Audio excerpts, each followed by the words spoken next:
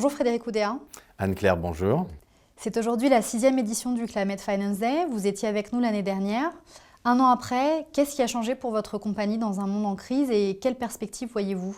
Évidemment, le monde a bien changé l'année dernière. Souvenons-nous, on parlait encore de perspectives de croissance forte. On est encore aujourd'hui en pleine crise du Covid, une crise qui impacte les économies mondiales, en particulier l'Europe, et qui va exiger de rebâtir. Et au fond, qui met l'enjeu de responsabilité sociale et environnementale au cœur des démarches des entreprises. Nous avons défini notre raison d'être avant le déclenchement de la crise. Cette raison d'être, c'est construire ensemble, avec nos clients, un monde meilleur et durable en apportant des solutions financières responsables et innovantes. On voit bien l'axe de la RSE. Et quand je dis ça, on va parler climat aujourd'hui, mais ça n'est pas que cela. L'accompagnement des entreprises va être un sujet essentiel dans les prochaines années. On l'a très bien fait, nous, Banque Française, au cours des derniers mois, en déployant en liaison étroite avec les pouvoirs publics le PGE, mais on sait qu'il y a encore du travail à faire. Donc l'enjeu social est un enjeu clé et l'enjeu aussi d'accompagnement de nos collaborateurs. Et puis bien entendu, en ce qui concerne le climat, cette tendance, cette exigence de s'inscrire dans une transition énergétique limitant l'augmentation de la température était présente avant la crise. Ce n'est pas la crise qui l'a créée, mais elle apparaît aujourd'hui avec encore plus d'acuité et probablement donne une opportunité aujourd'hui de bâtir justement, de rebâtir les économies en s'inscrivant dans cette démarche et en renforçant encore l'importance de cette démarche. Donc pour moi, c'est une opportunité. Justement, arrêtons-nous sur ce point. Cette année, nous avons choisi de consacrer le Climate Finance Day au plan de relance européen et comment le Green Deal et la finance durable peuvent et doivent être au cœur des plans de relance. Comment voyez-vous les conditions de succès de ces plans de relance et selon vous, de quelle manière le secteur financier peut y contribuer ? Bien sûr. Alors d'abord, il ne faut jamais oublier évidemment que l'enjeu du climat, c'est un enjeu mondial. Et ce qui me soucie évidemment, c'est que les trajectoires d'un certain nombre de grandes économies sont encore décalées par rapport à l'accord de Paris. La très bonne nouvelle, c'est que l'Europe, qui se veut pionnière, qui veut montrer l'exemple dans ce domaine, est en train d'inscrire cet enjeu au cœur de, effectivement, ce vaste plan de relance qui est sur le point d'être adopté. C'est une étape décisive d'abord dans la construction européenne, et c'est vraiment l'idée de dire qu'une partie importante des 750 milliards d'euros qui vont être débloqués doit permettre de financer des projets concrets favorisant la transition énergétique et en ligne avec l'accord de Paris.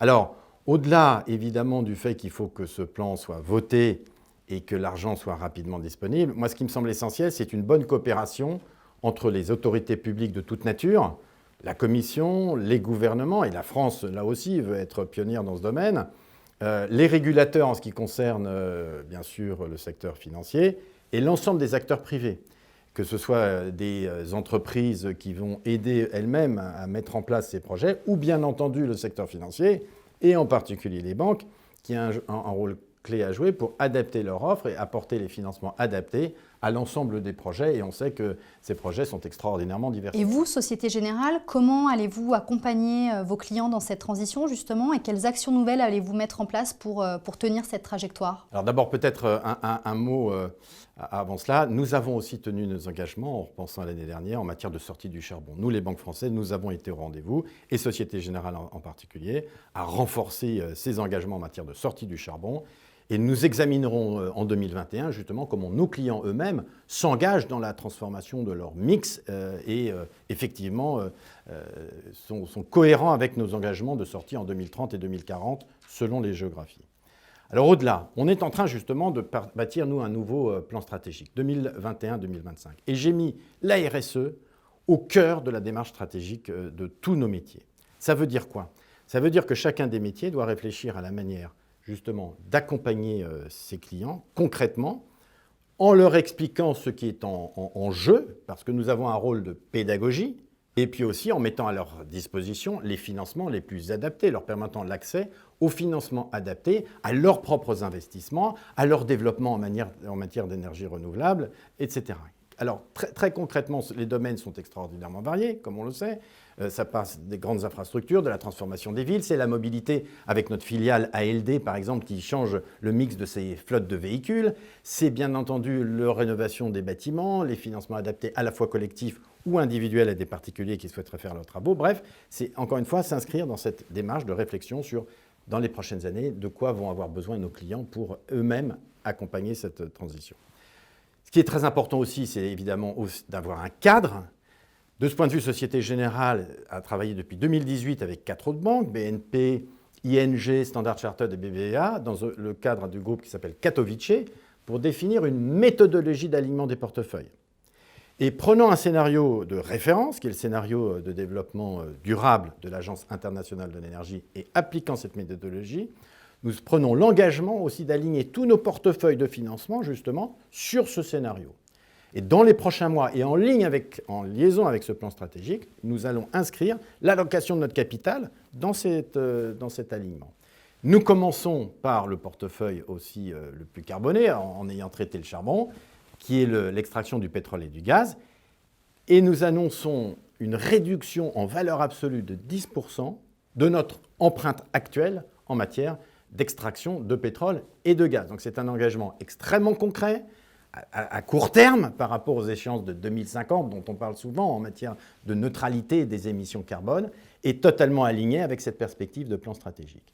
Et dans ce cadre, je précise aussi que nous avons pris la décision d'arrêter les financements d'extraction de pétrole et de gaz onshore aux États-Unis.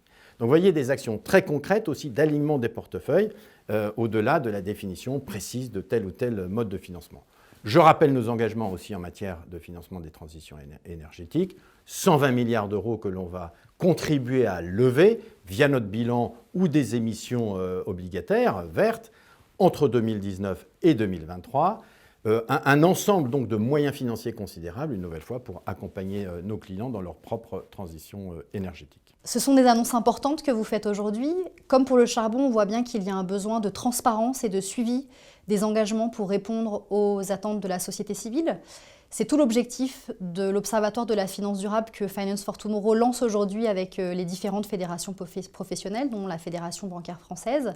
Une réaction sur ce projet ? Oui, d'abord, je suis heureux qu'effectivement, une nouvelle fois, la place de Paris, les banques françaises soient totalement en avance dans ce grand mouvement que l'on souhaite global et montrent la voie d'une certaine manière.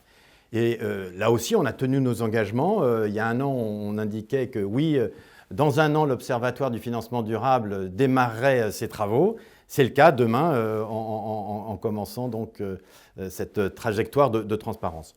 Moi, ce que je voudrais dire, c'est qu'il est indispensable qu'on arrive à définir de manière rationnelle, par un dialogue et par la transparence avec l'ensemble des parties prenantes, cette transition énergétique dont on a besoin, qui doit être aussi comprise par tous et inclusive à la fois économiquement et socialement.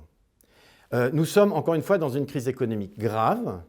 Pour que cette transition réussisse dans les 30-40 prochaines années, il faut qu'elle soit comprise. Et de ce point de vue, l'Observatoire va certainement contribuer à montrer de manière rationnelle une nouvelle fois, je l'espère sur une méthodologie comprise et admise par tous, la contribution de chacune et de chacun. Et la Société Générale sera très heureuse de participer de manière très active à ces travaux. Merci Frédéric Oudéa et merci à la Société Générale pour son soutien au Climate Finance Day. Je vous dis à l'année prochaine. Merci beaucoup, oui, en espérant qu'on ait mis derrière le virus.